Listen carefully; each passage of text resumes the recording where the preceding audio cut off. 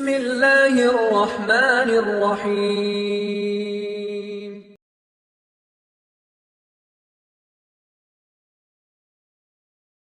يا أيها الذين آمنوا اجتنبوا كثيرا من الظن அதிகமான சந்தேகங்களை விட்டு விலகி விடுங்கள். கணவன் மனைவியின் மீது, மனைவி கணவனின் மீது, பிள்ளைகளின் மீது, பெற்றோர்களின் மீது, உறவினர்களின் மீது, நண்பர்கள் மீது, தொழிலாளிகள் மீது என யாரின் மீதும் அதிகமான சந்தேகம் கொள்ளாதீர்கள். இப்ப குறைவா சந்தேகம் கொள்ளுங்க அர்த்தமா? எல்லையை அல்லாஹ் தடை செஞ்சுட்டா. சந்தேகம் கொள்ளாத யார் மீதும். நல்லெண்ணம் வை. இஜ்தனிபு கஸீரம் மினல்-ظن. அல்லாஹ் என்ன சொல்லல? இஜ்தனிபு ظن, சந்தேகத்தை விட்டு விலகி விடுங்கள் என்று சொல்லல. அல்-உத்ருக்குல்லன், சந்தேகத்தை விட்டு விடுங்கள் என்று சொல்லவில்லை. என்ன சொல்றான் அல்லாஹ்? இஜ்தனிபு, விலகிக் கொள்ளுங்கள், நெருங்காதீங்கன்னு அர்த்தம். அதுல போகவே செஞ்சிடாதீங்க, சந்தேகம் கொள்ளவே செஞ்சிடாதீங்க யார் மேலையும். இஜ்தனிபு கஸீரம் மினல்-ظن. இந்த இஜ்தனிபு என்ற வார்த்தை குர்ஆனில் 3 இடங்களில் பயன்படுத்தப்படுகிறது. 3 பாவத்தை விட்டு விலகுவதற்கு அல்லாஹ் இந்த வார்த்தையை பயன்படுத்துகிறார். ஒன்று ஷிர்க், வஜ்தனிபுத் தாகூத், அவர்கள் தாகூத்தை புறக்கணிப்பார்கள், தாகூத்தை விட்டு விலகுவார்கள். தாகூத் என்றால் ஷைத்தான். சிலை வணக்க வழிபாட்டை விட்டு அவர்கள் விலகுவார்கள். ஷிர்க்க கண்டிக்கிறது அல்லாஹ் சொல்றார். இன்னமல் ஹம்ரு வல் மைசிர் வல் அன்சாபு வல் அஸ்லாமு ரிஜ்சும் மின் அமலி ஷைத்தான் ஃபஜ்தனிபு. மதுவை அல்லாஹ் தடுப்பதற்கு சொல்றான். மூன்றாவது அல்லாஹ் சொல்கிறான் இஜ்தனிபு கஸீரம் மினல்-ظن, அதிகமான சந்தேகங்களை விட்டு விலகிக் கொள்ளுங்கள் என்று. ஷிர்க் எதை பாழாக்கும்? ஈமானை பாழாக்கும். ஹம்ர் எதை பாழாக்கும்? மது. மூளைய நாசமாக்கிடும், பாழாக்கிடும். ஹுஸ்னுல்-ظن இல்லாமல் தீய எண்ணம் கொள்வது எதை பாழாக்கும்? பிறர் மீது சந்தேகம் கொள்வது, வீணான சந்தேகங்களை பிறர் மீது வைப்பது எதை பாழாக்கும்? உறவை பாழாக்கும். ஒரு கணவன் தன் மனைவி மீது சந்தேகம் கொண்டா அந்த உறவுல நல்லா இருக்குமா? நிம்மதியா வாழ முடியுமா? முடியுமா? ஏன் என் ஒய்ஃப் 2 மணிக்கு போன் எடுத்து பார்த்துட்டே இருக்கான்னு நினைச்சா என்ன ஆகும்? அல்லது மனைவி எப்ப பார்த்தாலும் போன்லயே இருக்காரு, யார்கிட்டயாவது பேசிட்டு இருக்காருன்னு நினைச்சா அந்த உறவுல சந்தோஷம் இருக்குமா? ஆபீஸ்ல இருந்து ரிசப்ஷனிஸ்ட் கால் பண்ணிருப்பாங்க, யார் இந்த லேடிட்ட அவர் பேசினாரு அந்த மனைவி நினைச்சிட்டே இருந்தாங்கன்னா உறவுல சந்தோஷம் இருக்குமா? இருக்காது. அப்போ இந்த தீய எண்ணம் கொள்வது எதை பாழாக்கும்? உறவை பாதிக்கும், ஒட்டுமொத்த வாழ்க்கையும் அழித்து விடும். அப்படியா இல்லையா? பிள்ளைங்க மேல சந்தேகம் கொண்டாங்கன்னா அவரால் வாழ முடியுமா நிம்மதியா? எங்க போறான், எங்க வர்றான், என்ன பண்றான், யாரை பார்த்துட்டு இருக்கான், பேஸ்புக்ல யார்கிட்ட பேசுறான்னு சந்தேகம் இருந்துச்சுன்னா, கண்காணிப்பு இருக்கலாம். சந்தேகம் இருந்துச்சுன்னா அதுலயே போய் அவனுடைய வாழ்க்கையே சந்தோஷம் இல்லாம முடிஞ்சிடும். மனைவி மேல வச்சாலும் அப்படித்தான், பெற்றோர்கள் மேல வச்சாலும் அப்படித்தான், தொழிலாளி மேல வச்சாலும் அப்படித்தான். உங்க கம்பெனில பினான்ஸ் கண்ட்ரோல் மேல சந்தேகம் பட்டீங்கன்னா என்ன ஆகும்? பிசினஸ் பண்ணுவீங்களா நீங்க? முடியாது. இஜ்தனிபு கஸீரம் மினல்-ظن. இந்த 3 பாவங்களை தடுப்பதற்கு அல்லாஹ் இந்த வார்த்தையை பயன்படுத்துகிறார். ஏன் விலகிக் கொள்ள வேண்டும்? அல்லாஹ்வை பதிலையும் சொல்கிறார். இன்ன பஅத-ظன்னி இஸ்முன், சில சந்தேகங்கள் பாவமாகவே முடியும். பாவமா ஏன்னா அது இருக்காது, சந்தேகங்கிற உறுதி இல்லையே. அது நடக்கும், அவர் அப்படி இருப்பார், இல்லாமலும் இருப்பார். அப்படி இல்லாமல் இருப்பவரை நீங்கள் சந்தேகித்தால் அது பாவம். அதனால முழுமையா விலகிருங்க. வலா தஜஸ்ஸசு, அல்லாஹ் அடுத்த அறிவுரையும் சொல்கிறான், பிறருடைய குறையை துருவி துருவி ஆராயாது. அவன் செய்யலன்னு சொல்லிட்டானா விட்டு, அவ்வளவுதான். அதுக்கப்புறம் யோசிக்காத, ஏன் அப்படி செஞ்சா, எதுக்கு செஞ்சா, ஏன் இப்படி போய் சொல்றான், அதெல்லாம் உனக்கு தேவையில்லை. நான் வாழ சொல்லிட்டானா முடிஞ்சு போச்சு. பின்னாடி உதாரணங்கள் பார்க்கும்போது நமக்கு இது தெரியும். சுப்ஹானல்லாஹ். இந்த மார்க்கத்துடைய மகத்துவத்தை பாருங்கள். ஆயிஷா ரலியல்லாஹு அன்ஹா அவர்கள் மீது ஒரு இட்டுக்கட்டப்பட்ட நிகழ்வு நடக்கிறது. எங்க நடந்துச்சு? மக்காலயா மதீனாலயா? எங்க நடந்துச்சு? மதீனால அல்லாஹ்வுடைய தூதர் ஸல்லல்லாஹு அலைஹி வஸல்லம் போருக்கு கிளம்பி வரும் பொழுது ஒரு நிகழ்வு நடக்கிறது. முனாஃபிக்குகளும் சஹாபாக்களில் சிலரும் இந்த இட்டுக்கட்டப்பட்ட நிகழ்வில் பங்கு கொள்கிறார்கள். ஹஸ்ஸான் இப்னு சாபித், முத்இம் போன்ற நபி தோழர்கள் கூட இந்த நிகழ்வில் பங்கு கொள்கிறார்கள். இவர்களுடைய பாவங்களை மன்னித்தும் அவர்களை கண்டித்தும் அல்லாஹ் குர்ஆனுடைய வசனங்களை இறக்கிக் கொண்டே இருக்கிறார். பின்னாடி ஆயிஷா ரலியல்லாஹு அன்ஹா தூய்மையான பெண் அல்லாஹ்விடத்திலிருந்து வஹி வந்ததுக்கு பிறகு அல்லாஹ் வசனங்கள்ல கண்டிக்கிறார். எந்த சூறால அல்லாஹ் பெரும்பான்மையா கண்டிச்சான்? அத சூரத்துன் நூர். பாரக்கல்லாஹு ஃபீக்.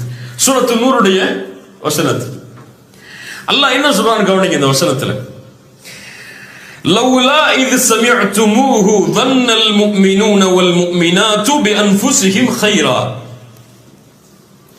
இப்படி ஆயிஷா அவர்கள் மீது அவதூறு சொல்லப்பட்ட நேரத்தில், அவர்கள் அதை செவிமடுத்த நேரத்தில் அங்கிருந்த முஃமின்களும் ஆண்களான முஃமினான ஆண்களும் முஃமினான பெண்களும் நினைத்திருக்க வேண்டாமா?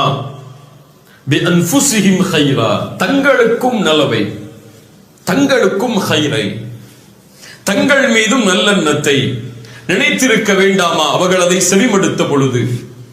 மேலும் வகாலு ஹாதா இஃப்கும் முபீன், அவர்கள் சொல்லி இருக்க வேண்டாமா இது மிகப்பெரிய அவதூறு என்று.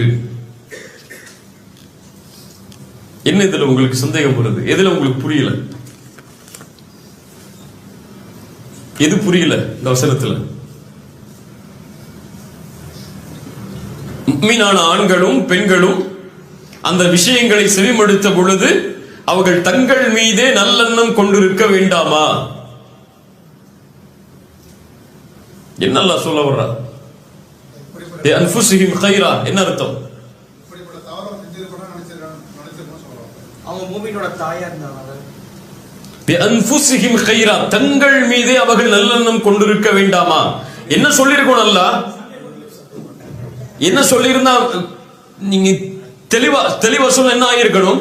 ஆயிஷா அவர்கள் மீது நல்லெண்ணம் கொண்டிருக்க வேண்டாமா என்று நீங்க அல்லாஹ் சொல்லியிருக்கணும். அல்லாஹ் எப்படி சொல்றாங்க? எப்படி சொல்றான்?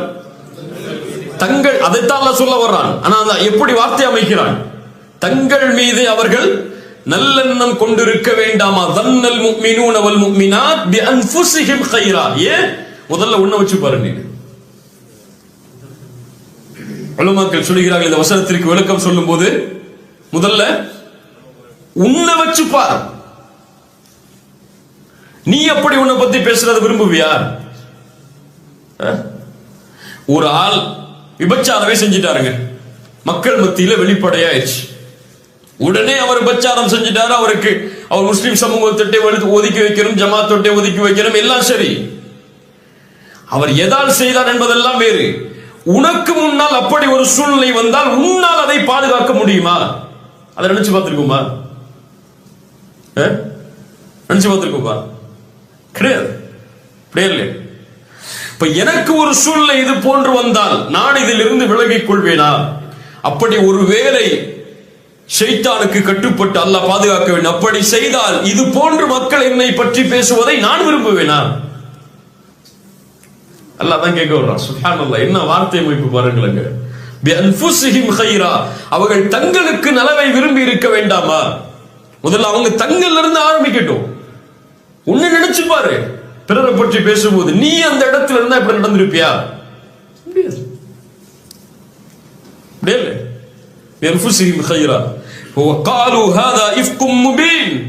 தெளிவான அவதூறு என்று அவர்கள் நாவால் சொல்லி இருக்க வேண்டுமே, ஏன் மௌனமா இருந்தாங்க? அதோடு மட்டுமல்ல, அல்லாஹ் அடுத்த 2-3 வசனங்களுக்கு பிறகும் கேட்கிறான். அவர்கள் அதை செவிமடுத்த பொழுது குல்தும் மா யகூனு லனா அன் நதகல்லம பிஹாதா, இதை குறித்து நாங்கள் பேசுவதற்கு தகுதி இல்லாதவர்கள் என்றும் அவர்கள் சொல்லி இருக்க வேண்டாமா? எப்படி அல்லாஹ் பக்குவப்படுத்த. இதான் தீன். ஜும்மால போய் முதல் சஃப்ல நிக்கிறது மட்டும் தீன் இல்ல. குர்ஆனை தொடர்ந்து ரமதான்ல 3 நாள் குர்ஆனை முடிக்கிறது தீன் இல்ல. அது மட்டும் தீன் இல்ல. கியாமுல் லைல நின்னு அழுது புலம்பி வழுகிறது மட்டும் தீன் இல்ல. இதுதான் தீன். அல்லாஹ்வுடைய தூதர் அதிகமாக கவனம் செலுத்திய தீன் இதுதான். நமக்கு இந்த சைடு மட்டும் தான் கவனம் இருக்கு. தொழுகலையா அல்லாஹ் புடிச்சுப்பா, ஜக்காத்து கொடுக்கலையா செல்வம் ஹராம் ஆயிரும். இதுல மட்டும் தான் இருக்கு கவனம். எதுல கவனம் இல்ல? பிறரை பற்றி பேசுறதுல, பிறரை பற்றி நினைக்கிறதுல, பிறர் மீது சந்தேகம் கொள்றதுல, இதுல கவனம் இல்ல நமக்கு. அல்லாஹ் ரப்புல் ஆலமீன் சொல்கிறான், அவர்கள் சொல்லி இருக்க வேண்டாமா? என்னன்னு இதை பற்றி பேச எங்களுக்கு தகுதி இல்லை என்று சுப்ஹானக ஹாதா புஹ்தானுன் அதீம், யா அல்லாஹ் நீ பரிசுத்தமானவன், இது மகத்தான இட்டுக்கட்டப்பட்ட செய்தி என்று அவர்கள் கூறி இருக்க வேண்டாமா என்று அல்லாஹ் கேட்கிறார். யார்கிட்ட இந்த தன்மை இருக்கு யோசிச்சு பாருங்க. யாரை பத்தி நம்ம நல்லா நினைக்கிறோம்? ஒரு இமாம் மெர்சிடிஸ் பென்ஸ் கார் வாங்கியிருந்தாரு நினைப்போம். ஒரு இமாம் மெர்சிடிஸ் பென்ஸ் கார்ல வர்றாரு. மெர்சிடிஸ் பென்ஸ் கார் வச்சிருக்கவர் என்ன நினைப்பாரு? இவர் சம்பாதிச்சு வாங்கியிருக்கான்னு நினைப்பாரு. இமாம் என்ன நினைப்பாரு? எங்க போய் இவரு கையேந்தி இப்படித்தான் சமூகத்துல ஒரு இமாம் இன்னைக்கு தொழில் பண்ண முடியுமா? ஒரு இமாம் இன்னைக்கு பிசினஸ் மேன் ஆக முடியுமா? ஒரு இமாம் இன்னைக்கு பேண்ட் ஷர்ட் போட்டு, நம்ம ஊரோட இமாம்களை சொல்றேன், பேண்ட் ஷர்ட் போட்டு கோட் ஷர்ட் போட்டு இருந்தா ஏத்துப்போமா? நம்ம ஏத்துப்போமா? இவரெல்லாம் இமாம் ஆகும் அப்படியே இல்லையா? அவருக்குன்னு ஒரு கேட்டகரி வச்சிருக்கோம் இமாமுக்குன்னு. அவர் தலப்பா கட்டி இருக்கணும், அவருக்கு தாடி இருக்கணும், அவருக்கு ஜிப்பா இருக்கணும், அவர் அதுவும் ஜிப்பா ஒயிட் கலரா இருக்கணும். கடல்ல ஏத்துக்க மாட்டோம் நம்ம. ஒயிட் கலரா இருக்கணும், டிவிஎஸ் 50 வச்சிருக்கணும். அவர் ஊர்ல அவர் பல்சர் எல்லாம் ஓட்டினா நம்மளால ஒத்துக்க முடியாது. என்ன அவர் பல்சர் ஓட்டுற அளவுக்கு பெரிய ஆளா அப்படின்னு நினைப்போம் நம்ம. இல்ல மாஷா அல்லாஹ், அல்லாஹ் பாதுகாத்தவர்களை தவிர. அவருக்கு 4000 சம்பளமா இமாமுக்கு?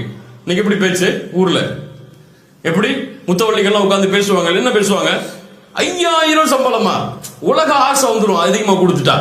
இப்ப நீங்க உங்க வீட்டுல எவ்வளவு வேலைக்காரங்க சம்பளம் கொடுக்குறீங்க? 15000 மேலையா? ஊர்ல உங்க ஊர்ல ஜமாத்துல இமாம்களுடைய சம்பளத்தை போய் கேளுங்க, என்ன சம்பளம்? உங்க வீட்டுல நீங்க வேலைக்காரர் கொடுக்குற சம்பளத்தை விட உங்க ஊருடைய இமாமுடைய சம்பளம் கம்மி, முஅத்தினுடைய சம்பளம் கம்மி. மேலே அவருக்கு ஒரு கிரைட்டீரியா இருக்கு, அப்படித்தான் அவர் வாழணும். ஊர்ல கடை வச்சிட்டு கூடாது, அவரு பிசினஸ் பண்ணக்கூடாது, ரியல் எஸ்டேட் பண்ணக்கூடாது. நீங்க பண்ணலாம். ஏன்னா இமாம்களுக்குன்னு தனி ஹராம் ஹலாலா இருக்குல்ல, இமாம்களுக்குன்னு தனி ஆடை அமைப்பு எல்லாம் சொல்லியிருக்காங்கல்ல. இமாம்னா இப்படிதான் இருக்கணும். நீங்க தொப்பி போடாம எங்கேயும் போலாம், இமாம் தொப்பி போடாம இருக்க கூடாது. அப்படிதானே? எல்லாருடைய பார்வையும் ஒரு சமூகத்தின் மீது இப்படித்தான் திரும்பும். சுப்ஹானல்லாஹ்.